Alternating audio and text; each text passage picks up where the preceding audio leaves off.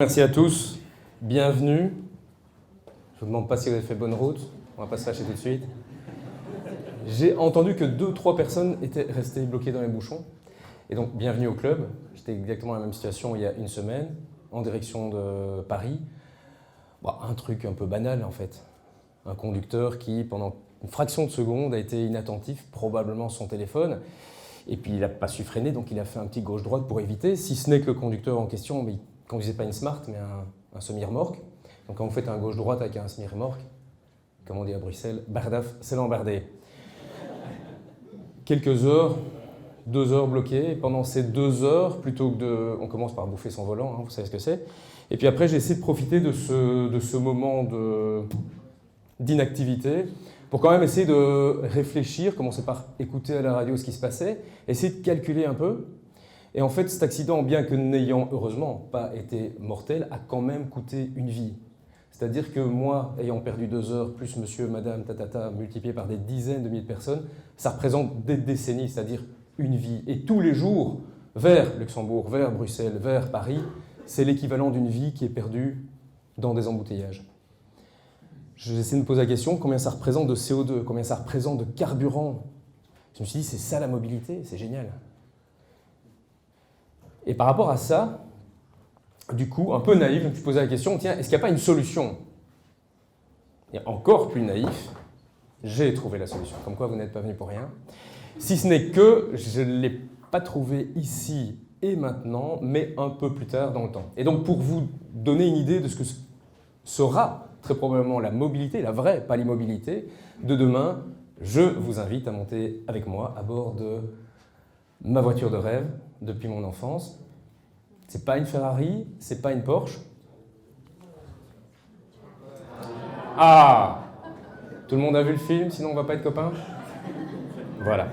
Et donc, si on monte à bord de la DeLorean de Michael J. Fox, on se retrouve au matin du 15 novembre 2039. Et en ce matin de novembre 2039, comme tous les matins, je me suis levé, je me suis fait réveiller par mon fidèle assistant, vous voyez ici, qui non content de m'avoir réveillé le matin, a déjà passé toute la nuit à m'écouter, à analyser mon sommeil, mes éventuelles apnées. Il a déjà répondu à tous mes messages qui arrivent dans une seule et même box. Il a déjà répondu, il a le bon goût au moins de me lire les réponses qu'il a envoyé à ma place pendant que je prends ma douche, qui est une de ces rares activités que je fasse encore seul en 2039, parce que je suis, comme nous tous, devenu un véritable assisté complet, total.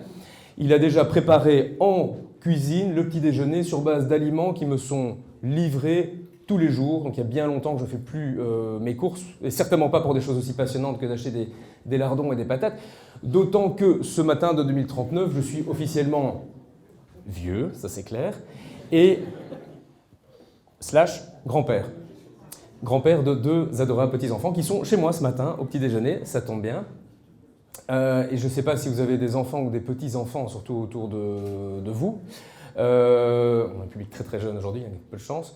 Mais mes petits-enfants, comme tous les petits-enfants, me posent toujours la même question. Raconte-nous quand tu étais jeune. Raconte-nous l'an 2000 qu'on n'a pas connu. Et parmi tout ce qu'on faisait quand j'étais jeune, il y a un truc qui les fascine plus que tout, c'est qu'on avait le droit de conduire des voitures. Si, je te jure. Et ils me disent, c'était pas un petit peu dangereux cette affaire? Oui. Il y avait des morts? Oui, beaucoup. Combien? Et je leur dis 1 200 000 morts. Waouh!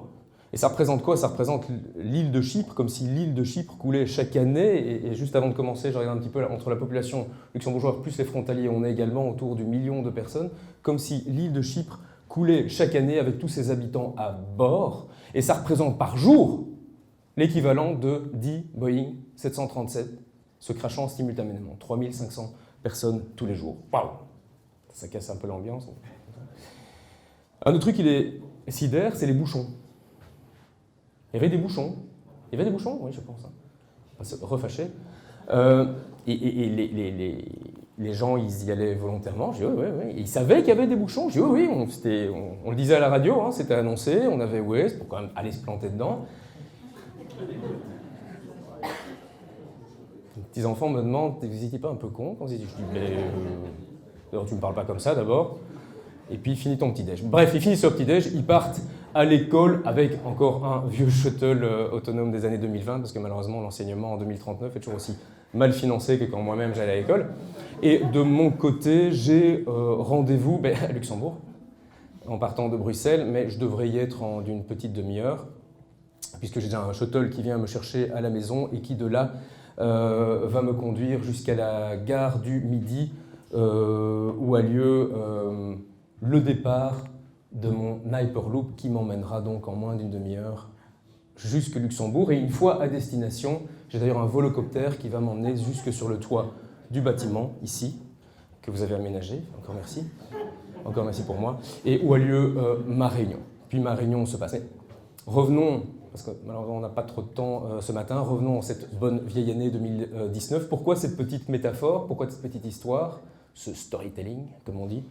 Simplement pour illustrer quelques-unes des technologies qui feront notre quotidien à tous de demain, je ne parle même pas d'après-demain, et qui toutes, ici, existent déjà aujourd'hui, parmi plein d'autres, évidemment. Ce matin, donc, le but n'est vraiment pas, et certainement pas avec des experts technologiques, de focaliser sur les outils, les softwares et les hardwares qui font que la voiture est autonome, mais plutôt sur les conséquences. Donc on va essayer de prendre un petit peu de distance, parce que vous allez voir que en matière de conséquences, the sky is the limit. Ça va vraiment tout toucher. S'il y a bien un sujet qui va tous nous impacter vite, jeunes, moins jeunes, dans nos vies privées, professionnelles et autres, de nous, de nos voisins, de nos amis, c'est la voiture autonome, et à moins de vous convaincre que c'est le cas. Donc, peut-être pour commencer, c'est quoi une voiture autonome? En fait, on parle de véhicules autonomes, alors même pour des initiés comme vous. Je dois quand même faire cette petite intro parce que souvent, quasi tous les jours, on me dit « Ouais, mais ton truc, Damien, c'est pas encore en ordre. Hein. Il y a encore une Tesla qui s'est plantée. » Oui, enfin, plus qu'une d'ailleurs qui s'est plantée. Mais c'est pas une voiture autonome. On va le voir juste après. En fait, on parle de véhicules autonomes à partir du moment où un véhicule, pas qu'une voiture d'ailleurs, est capable d'aller intégralement d'un point A à un point B, parfois distant de plusieurs centaines de kilomètres, sans aucune forme d'intervention humaine, ni à bord, ni à distance. Pas de télécommande pour piloter le véhicule à distance. Et pour arriver à ça, pour être capable de faire cela, il faut un minimum de niveau 3. C'est comme ça, pas moi qui ai inventé les règles. 3, 4 et 5, on sera un véhicule autonome. S'il y a des niveaux 3, 4, 5, il y a forcément un niveau 0. Le niveau 0, je peux dire, il faut monter très longtemps en arrière, c'est-à-dire une voiture qui n'a aucune forme d'assistance. Pourquoi il faut remonter si loin en arrière? Parce que dès la Première Guerre mondiale, des freinages hydrauliques, des systèmes mécaniques hydrauliques, forcément pas électroniques, existaient déjà.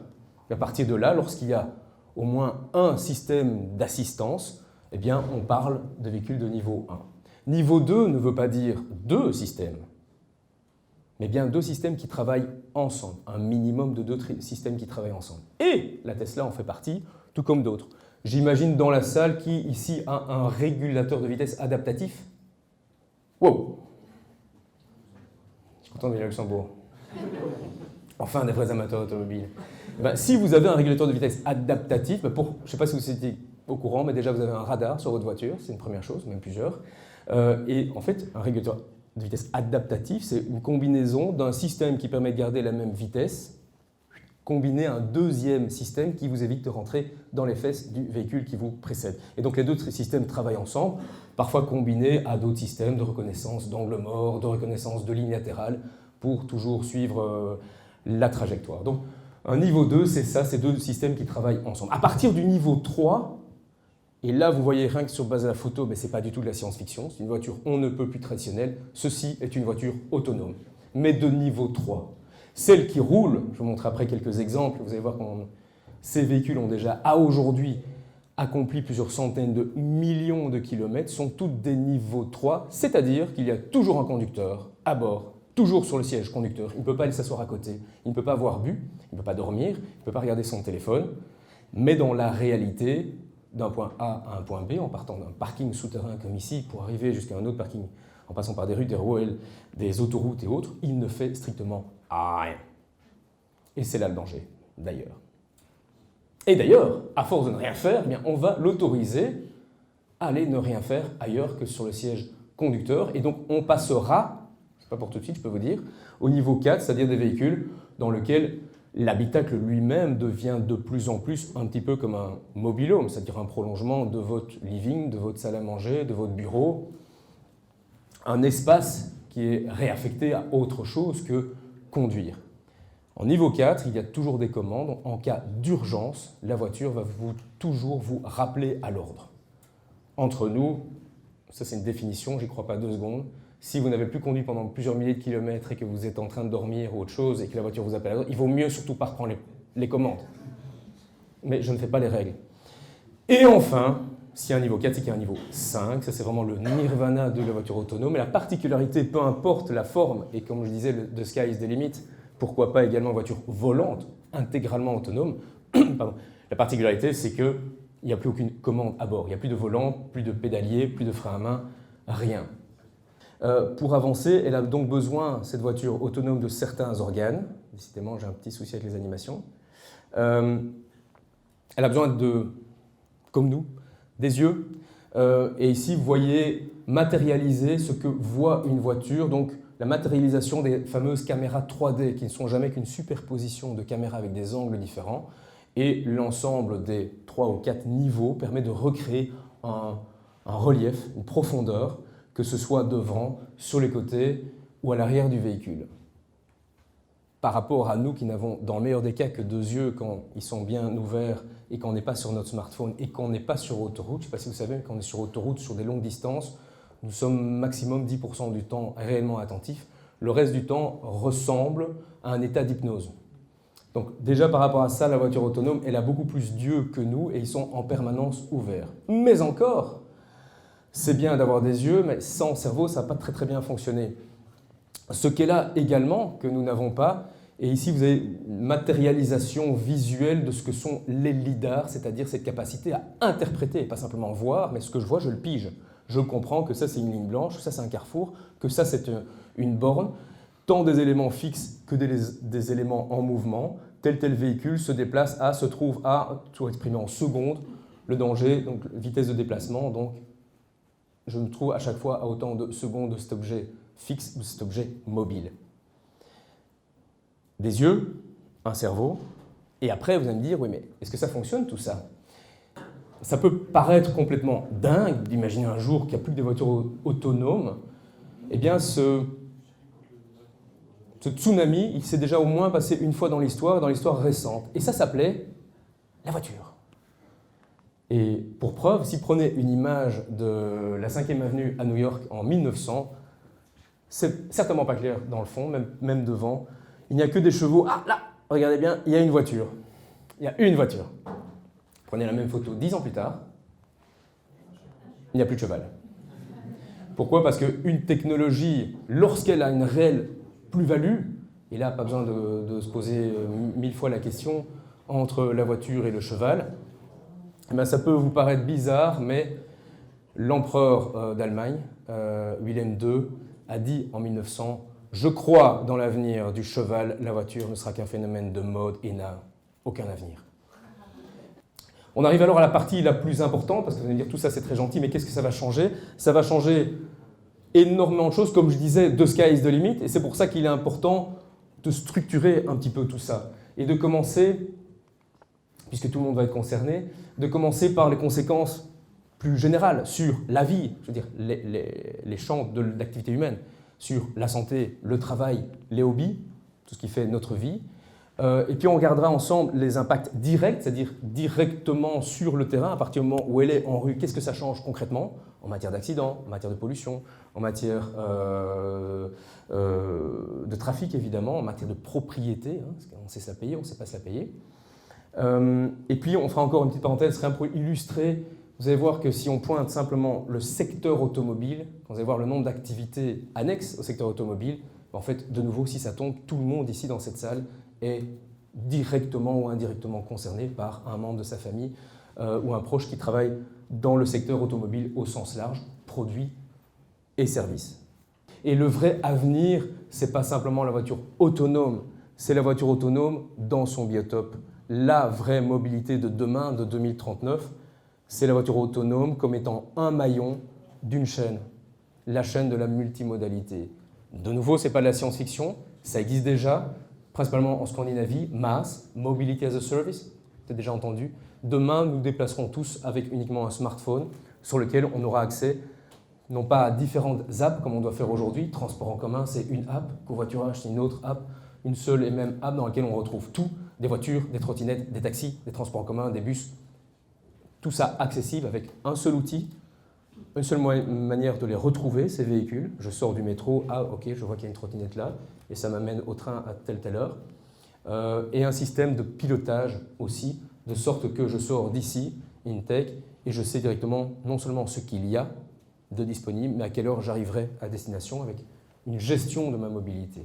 Ça, c'est vraiment dans les 10-20 années à venir. Et bien évidemment, la voiture autonome sera un élément central, parce que ce n'est pas parce qu'il y a des trottinettes qu'on sait tout faire en trottinette, ou que tous les types de personnes de tous les âges sont capables de faire la trottinette. Je ne pense pas qu'il faille boire comme étant la vérité ce que j'ai dit. On a tous le droit d'avoir évidemment son avis. Néanmoins, la pire des approches, je pense, et c'est pour ça que je vous remercie d'avoir organisé ceci, c'est de se dire non, on n'y croit pas, c'est de la science-fiction, c'est pour plus tard. Ça a fait la une il y a 1 an ou 2, on n'en parle plus, c'est que c'est fini. Non, je pense que vous avez vu, avec la taille des acteurs, les investissements qui sont mis en place, le développement actuel, que c'est vraiment quelque chose qui est vraiment en phase d'arrivage et qui va vraiment changer la vie, peut-être encore plein d'autres choses auxquelles on n'a pas pensé aujourd'hui. Comme je vous disais, le déni, parfois ça nous fait sourire par après. Quand vous visitez le musée de Mercedes, vous avez la citation de Karl Huber, dont je parlais tout à l'heure, qui disait « Je ne crois pas dans l'avenir de la voiture ». Donc, des exemples de déni qui ont eu des conséquences industrielles dramatiques, il y en a plein dans l'histoire. Donc voilà, anticipez, réfléchissez, reprenez ce que vous avez vu ici et posez-vous la question, tiens, dans ma vie privée et dans mon activité, dans mon entreprise, qu'est-ce que ça peut impacter? Merci à vous.